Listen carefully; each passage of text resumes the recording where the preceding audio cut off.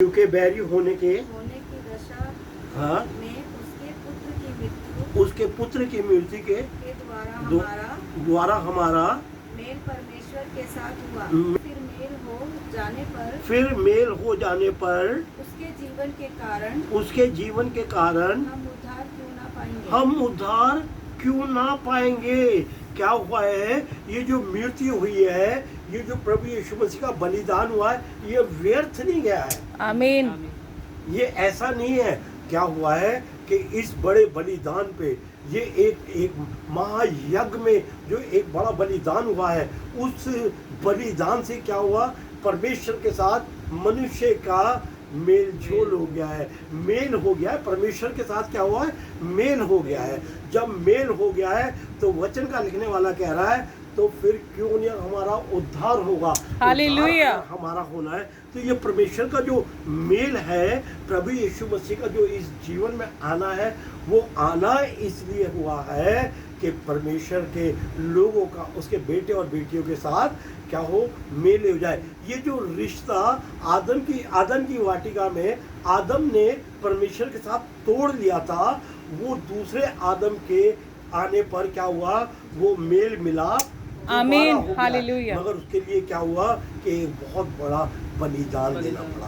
प्रभु यीशु मसीह ने कहा है कि मैंने तुम्हारे पापों का अंगीकार किया, मैंने तुम्हारे पापों को अपने ऊपर उठा लिया है और मैंने उसका दाम दिया है। प्रभु यीशु मसीह ने, आपके मेरे पाप ऐसे ही माफ नहीं हो गए,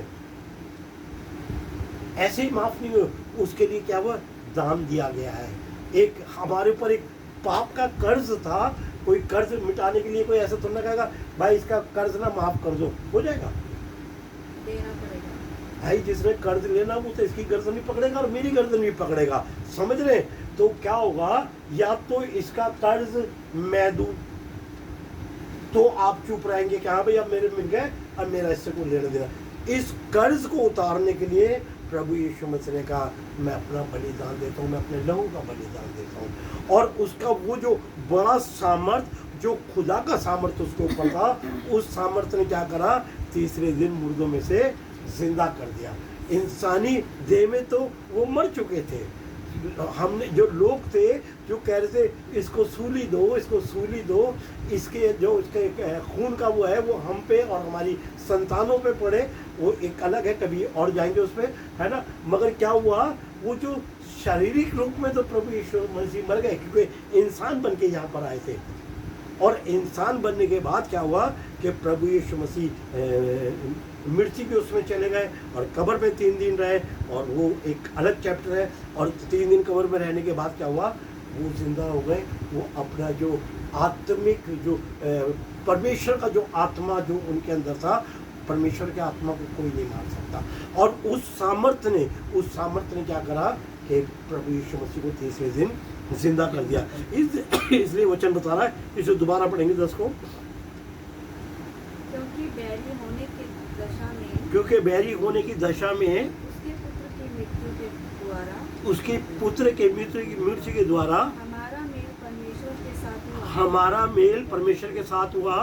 तो फिर मेल हो जाने पर उसके जीवन के कारण हम उद्धार क्यों ना पाएंगे। जब उसको दोबारा जीवन मिल गया है और सारी बात है, अब वो क्या कह रहा है?